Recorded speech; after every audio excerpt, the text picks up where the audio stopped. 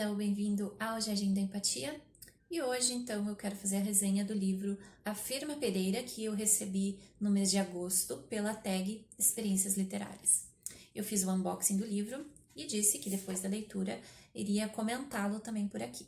Então, aqui está essa edição linda que a tag fez para reeditar o A Firma Pereira, porque ele era um livro que já tinha sido publicado no Brasil, porém estava esgotado. E aqui eles fizeram um trabalho muito legal, uma capa que ela tem uma textura que simula azulejos, tem cores vibrantes. Eles fizeram também, ele é um livro curto, tem 157 páginas, então eles também fizeram num papel especial, um pouquinho mais grosso, que deixou ele mais encorpado assim, e que eu achei bem agradável. O A Firma Pereira, então, ele é um livro escrito pelo Antonio Tabucchi, que foi um escritor italiano, mas que tinha uma relação muito estreita com Portugal. E este livro se passa em Portugal num período denominado Estado Novo, ou também conhecido como ditadura salazarista.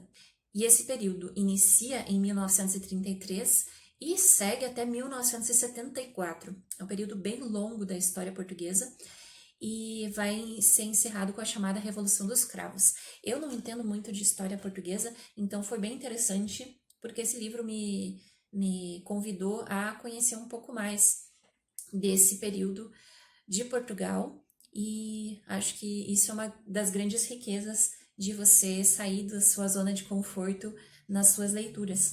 Então, o Antonio Tabucchi inicia aqui com uma nota muito interessante, que eu vou ler só o iniciozinho dela para vocês, porque achei muito bacana a forma como ele introduz o seu processo de escrita com a Firma Pereira. Nota.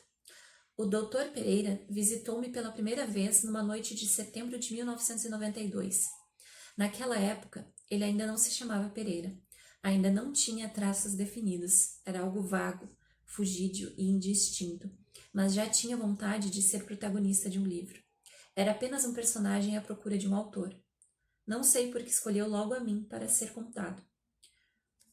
E mais pra frente também um outro trecho que eu destaquei. Ele descreve toda a experiência, enfim, que eu não vou contar aqui, porque eu acho que vale a pena a leitura, mas um outro trecho que ele traz é: naquela noite de setembro, compreendi vagamente que uma alma que vagava no espaço do éter precisava de mim para se narrar, para descrever uma escolha, um tormento, uma vida. E achei incrível. Eu acho que essa nota inicial já me fisgou de vez ali. A Firma Pereira é um livro que se passa em agosto de 1938, em Portugal. E nós temos o nosso protagonista, que é um jornalista chamado Pereira, que teve um período muito bacana da vida dele, mas ele já se encontra num processo de distanciamento, porque parece que a vida dele já está se encaminhando para uma monotonia, para uma apatia. Ele foi um grande jornalista, foi muito ativo, ele foi casado também, uma esposa que ele demonstra um carinho enorme, e é muito tocante também as passagens em que ele fala dessa falecida esposa. Ele conversa com o retrato dela e manifesta um amor muito tocante por essa esposa. Só que, enfim, isso está no passado da vida dele, e parece que agora ele está apático. Ele tem ali a sua rotina, ele não quer grandes emoções na sua vida, ele se torna diretor de um caderno cultural, de um jornal de posicionamento pró-governo salazarista. Então, ele fala que ele só quer ali publicar suas colunas culturais, ele faz tradução de contos franceses antigos, e não quer se envolver com política, não quer se envolver com o que está acontecendo no país. E também a gente nota que o Pereira vai seguidamente ter uma certa obsessão com o tema da morte. E me parece, aí entra o lado psicóloga, né, que ele já tá num estado de morte, de certa forma. Morte que ele já tá meio conformado que a vida dele, os grandes momentos já passaram, já se encerraram, e agora nada faz muito sentido. E é muito interessante ver como ele inicia com essa obsessão pela morte, e isso vai levá-lo a encontrar um personagem extremamente importante, que é o Monteiro Rossi, que é um jovem que recém se formou na faculdade, e que o Pereira, por ele ter visto no jornal que o Monteiro Rossi tinha escrito algumas coisas sobre a morte, ele coloca na cabeça que esse jovem é ideal para ele contratar como um estagiário que vá produzir necrológios. E o que seriam esses necrológios? Seriam textos que ficariam engavetados ali para o caso de alguém morrer, alguém importante do mundo da arte morrer, principalmente escritores, poetas. Então, o Pereira tem toda essa justificativa que ele quer alguém que escreva esse material, que quando morrer alguém importante, ele só lança ali no jornal, já está pronto, e, enfim, ele já emite uma nota falando da morte dessa pessoa. E é muito interessante a forma como se desenvolve a relação dele com Monteiro Rossi, porque ele é um jovem que desafia muito o Pereira, e ao mesmo tempo que desafia, parece que ele acende uma faísca de vida naquele senhor que já está tão calejado, que está tão apático. E é muito interessante como o Tabucchi vai mostrando isso ao longo do livro, que tem um lado do Pereira que fica falando: você deveria falar isso e dar um basta, dar um limite para esse jovem que tá fazendo coisas, tá escrevendo coisas impublicáveis, porque o Monteiro Rossi tem um lado de questionamento da ditadura czarista muito forte, e aflora isso nos textos. E o Pereira tem essa vozinha dizendo o que ele deveria fazer, mas quando ele abre a boca, ele fala coisas completamente contraditórias com aquilo que essa vozinha fica falando para ele dizer. E eu achei maravilhoso esse livro. Ele, apesar de não ser muito longo, eu demorei um tempo com ele porque eu queria degustar realmente essa obra. Eu não tinha lido nada do Antônio Tabucchi, não conhecia esse autor, e achei muito legal. Realmente é um livro que me cativou, e o personagem do Pereira é muito cativante. E a gente vai vendo ao longo do livro um processo eu não diria de transformação do Pereira. Eu acho que ele não se transforma, ele apenas passa a ser autêntico. E essa autenticidade começa a querer sair. Tem uma autenticidade dentro dele que está adormecida e começa a querer sair. E ele vai se revelando ao longo do livro até chegar no final, que na parte dos spoilers eu vou comentar um pouco mais. Mas enfim, é um livro que, pelo que eu andei pesquisando, porque eu não entendo muito de teoria literária, mas pelo que eu andei pesquisando, se chama de romance de formação, que é uma exploração do desenvolvimento psicológico, moral, ou da história de um personagem. E aqui a gente tem muito forte isso, o desenvolvimento do Pereira ao longo das páginas, que no começo parece que é uma rotina repetitiva que ele tá sempre falando das mesmas coisas, e daí vão surgindo pequenas variações do comportamento dele, na forma de pensamento dele, e é muito fascinante ver isso até chegar no momento final. E achei muito significativo esse livro ser lançado pela TAG agora, porque me parece que é um livro que tem muito a dizer para o nosso estado das coisas de hoje, Brasil 2020. Um período que está sendo bem complexo nas relações sociais, na situação política, na, na, no questionamento dos nossos valores enquanto sociedade. E acho que esse livro é uma verdadeira mensagem na garrafa. Tem um trecho que eu destaquei, que eu achei muito interessante, em que o Pereira fala sobre a ideia da mensagem na garrafa.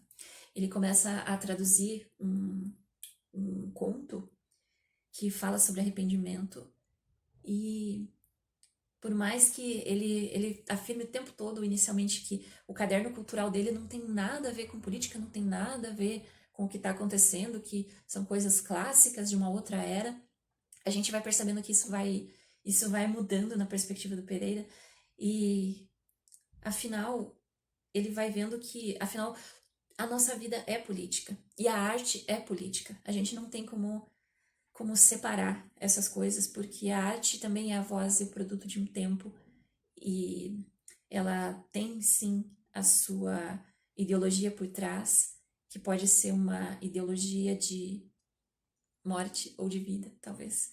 Uma ideologia de conformismo ou de questionamento. E acho que é muito interessante todo esse processo. E esse trecho que eu achei muito bacana fala o seguinte: afirma Pereira que queria preparar um pequeno artigo na coluna Efemérides, dedicado a Hilke, que morrera em 1926, havia 12 anos, portanto, do seu desaparecimento. Mas já tinha começado a traduzir um conto de Balzac. Escolhera Honorine, que era um conto sobre o arrependimento e que ele planejava publicar em 3 ou 4 partes.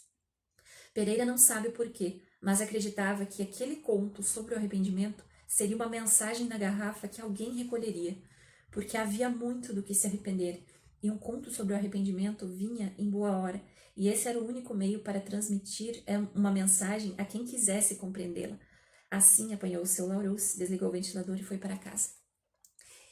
E eu achei sensacional, eu acho que esse livro é uma mensagem na garrafa, nesse momento, pelo menos para mim, surgiu como uma mensagem na garrafa, que me fez pensar bastante, refletir bastante sobre uma série de coisas. E outra coisa muito interessante aqui é que esse afirma Pereira fica se repetindo, que parece um testemunho do Pereira que está sendo registrado por alguém. Logo do início, quando vem esse afirma Pereira aqui, afirma Pereira aqui, eu fiquei bastante preocupada, assim, porque ele está num período de censura, de perseguição, de extrema violência contra oposição ao governo, e isso me lembra muito o processo de atas de investigação e tal. Mas ao longo do livro, a minha percepção sobre isso foi mudando. Comecei a pensar em outras possibilidades também para essa forma de relato, quem está escutando o Pereira. E agora sim eu vou entrar realmente em spoilers do livro. Se você não quer contato com isso, para por aqui. E então todo esse processo do Pereira, ele vai culminar em alguns momentos muito significativos. Eu acho que a gente pode destacar que ele está viajando de trem e encontra uma mulher que começa a falar sobre o estado das coisas na Europa. Afinal, é um período um pouquinho antes da Segunda Guerra, então já tem todo um ambiente sufocante, um ambiente de ódio, um ambiente bastante complexo que vai se desenhando e eles começam a conversar sobre isso. A mulher instiga assim o Pereira: você é um jornalista, escreva sobre as coisas que estão acontecendo.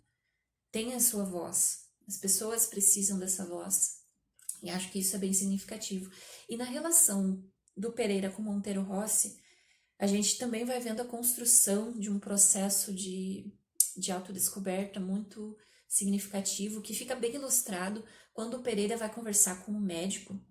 Eu perdi o nome do médico aqui, Dr. Cardoso, se não me engano, é Cardoso. O Dr. Cardoso, ele estuda algumas teorias francesas de Théodule Rooibos e Pierre Janet. E ele traz essa teoria, então, ao Pereira, de que nós somos movidos por uma confederação de almas com diferentes personalidades. Então, uma teoria psicológica um pouco antiga, primitiva, assim, mas que não necessariamente está errada. Hoje a gente pode falar disso de outras formas. E que o Pereira, então, tem esse conflito interno entre diferentes personalidades, e ele tem um eu hegemônico que é quem quer assumir o controle da vida dele, e esse eu hegemônico é um eu não domesticado, um eu que quer falar a verdade, que tem aquele espírito do jornalista investigativo, que quer trazer a verdade para as pessoas, que quer denunciar o autoritarismo, que quer falar de vida e não de morte. E eu acho que isso fica muito visível em uma conversa que ele tem com Monteiro Rossi, onde Monteiro Rossi fala que ele não quer falar de morte, ele quer falar de vida, é a vida que move. E o próprio Pereira concorda, assim, eu não quero mais saber de morte, eu quero a vida. Eu acho que é bem significativo isso. E mais tarde também o Dr. Cardoso fala que o Pereira tem esse superego, que aí falando de Freud, falando de teoria psicanalítica, esse superego que fica tentando controlar as ações do Pereira e tentando fazer com que ele passe pelo regime salazarista como alguém que está desligado, que vai seguir a norma social de maneira cega, que não vai procurar confusão, mas esse superego não consegue controlar, e esse superego vai aos poucos perdendo a força para esse eu hegemônico, e isso tudo culmina quando a gente tem o processo em que Pereira começa a proteger o Monteiro Rossi das suas atividades enquanto um jovem subversivo, né, que está envolvido com movimentos de resistência ao autoritarismo, em Portugal, na Espanha também, que tem ali uma relação com o Franco, a ditadura do Franco, e ele até traz que o pessoal do Franco fala viva la muerte, e é bem nesse ponto que eles têm esse diálogo de cansar da morte, cansar dessa necropolítica e querer falar de vida e querer se mover diante da vida. Tragicamente, as coisas vão se desenhando de uma forma que o Monteiro Rossi se esconde na casa do Pereira, o Pereira assume um risco muito grande escondendo ele lá, dando abrigo para o Monteiro Rossi, e é muito bonito como ele se afeiçoa ao Monteiro Rossi, a Marta, que é a namorada do Rossi, e também é uma subversiva, e como ele vai tendo um carinho por esses jovens que vão ajudando ele nessa jornada de despertar do eu hegemônico. E daí, tragicamente, a gente tem, então, a vivência real do que é o regime salazarista, o autoritarismo, a violência fascista que surge quando agentes do governo aparecem na casa do Pereira de forma extremamente truculenta, de forma autoritária e violenta, e acabam torturando o Monteiro Rossi até que ele venha a morrer. E é muito duro esse assassinato do Monteiro Rossi. Foi um ponto do livro assim que é bem no final, assim, e me deu um mal-estar muito grande, porque ali a gente vê a face mais cruel do regime, porque antes, e acho que também é esse choque pro Pereira, porque antes ele tá muito alheio ao que tá acontecendo. Então, ele, por causa da censura, ele não tem contato muito com as notícias que estão acontecendo, e ele também é um jornalista que ele também não tá no movimento de buscar saber o que tá acontecendo. Ele começa a fazer essa busca aos poucos, principalmente quando ele tá ali no Café Orquídea, conversando com o garçom, e o garçom vai trazendo algumas histórias para ele de assassinatos, de truculência, de movimentos antidemocráticos que estão acontecendo no país. E naquela noite, o Pereira realmente vê a face do regime. É bem significativo até um dos guardas que chega, que tem uma vulgaridade, tem uma coisa assim agressiva muito muito forte, e o Pereira fala isso: o senhor é muito vulgar, essa vulgaridade é, nociva, e a resposta desse sujeito é: sou vulgar, mas patriótico. Então, a gente fica pensando também nessa questão de um patriotismo cínico, no sentido de que como que você vai dizer que você é patriota no momento em que você está torturando pessoas do seu país, simplesmente por expressarem as suas ideias? Como que você vai dizer que é patriótico quando você está agindo para a morte ao invés de agir para a vida? É bem, me mobilizou bastante esse trecho. E aí a gente tem a conclusão do livro, que é o movimento de insurgência final do Pereira, que é muito bonito a gente testemunhar um, um homem que estava apático, que estava adormecido, estava ali tentando simplesmente existir, mas não viver, e de repente ele, com o assassinato horrível do Monteiro Rossi, ele se vê empoderado de uma coragem para fazer uma ação bastante perigosa, que é publicar e fazer todo um esquema para conseguir publicar no jornal aquele ato de barbárie ocorrido no seu apartamento, aquele assassinato do Monteiro Rossi. E aí a gente tem o encerramento do livro com o Pereira saindo do país, ou se preparando para sair do país. E aí a gente não sabe o que acontece com ele depois. Eu, inicialmente, como eu disse, eu tinha uma visão de que o livro se tratava de um relato policial, uma confissão obtida por tortura ou alguma coisa do tipo pelo afirma Pereira, mas eu fui mudando de opinião porque me parece que tem coisas que ele traz na narrativa que ele não iria comentar se fosse esse o contexto do relato. Por exemplo, ele tem sonhos muito bons e a gente não sabe com que exatamente ele sonha, porque ele fala com um carinho muito grande desses sonhos, mas ao mesmo tempo ele diz: mas isso não vem ao caso agora, isso não é importante agora, isso é algo privado. Então, me parece que se fosse um contexto de que ele estivesse sendo julgado de alguma forma, não traria esse lado poético da vida dele. Me parece que é muito mais um registro, como o Tabucchi traz na sua nota inicial, de um personagem que se apresenta e se revela para ele.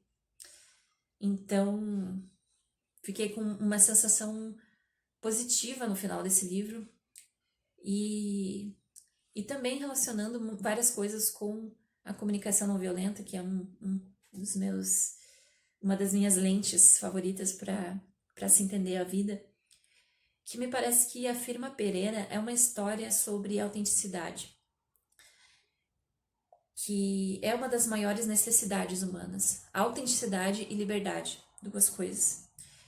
E o Pereira tem esses valores e essas necessidades muito fortes nele, que ele tenta barrar, que ele tenta segurar com aquele superego forte dele, que meio que mimetiza o regime ditatorial e tenta produzir uma censura no sujeito.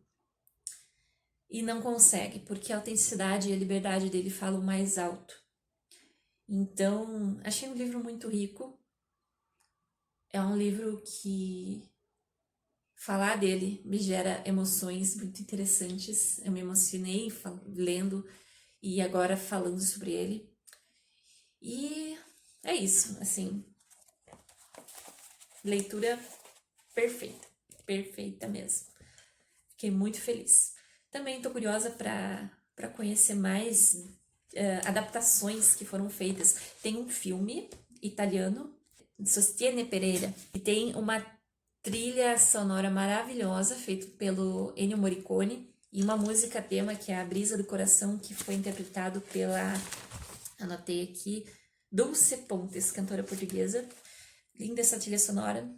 O filme achei no YouTube, mas uma qualidade que não tá legal, e também ele tá traduzido com legendas em espanhol, e daí o filme é italiano e me deu um nó, assim, e aquela imagem que não tá numa qualidade legal não fluiu. Eu até tentei começar o filme, mas eu quero assisti-lo com a qualidade que ele merece ser assistido, então vou atrás disso aí. E tem também uma história em quadrinhos, uma adaptação em quadrinhos, foi feito por Pierre-Henri Gaumont. Aqui tem algumas ilustrações. Também quero ter contato com essa história em quadrinho. E esse vídeo ficou grande, ficou enorme. Acho que é o maior que eu fiz. Mas é porque realmente é um livro que tem muita coisa para ser explorada. Então eu precisava conversar sobre ele de uma forma mais aprofundada. E é isso. Beijos e até a próxima.